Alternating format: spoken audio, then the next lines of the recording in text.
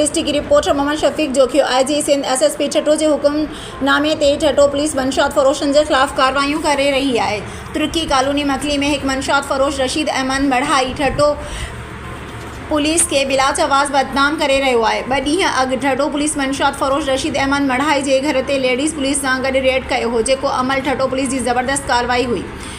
कंहिं मंशात फरोश केॾो भी ॾाढो हुजे, जेकॾहिं ग़लत कम में मुलविस हूंदो त पुलिस के अख्तियार आहे उन्हनि जे घर में घिरी थी सघे ऐं रेड करे थी सघे। पर कुछ माण्हू पुलिस के बदनाम करण जे लाइ हिकु मंशात फरोश जी सपोर्ट में पोस्टूं पिया हलाइनि। यादि रहे त 2 ॾींहं अॻु ठटो पुलिस की रेड करण ते मंशात फरोश रशीद अहमद मढ़ाई मौके जो फ़ाइदो वठंदे पाण फरार थी वियो। SSP Thatta IG Sindh DIG Hyderabad notice वठी मंशात फरोश रशीद मढ़ाई के गिरफ़्तार कियो वञे।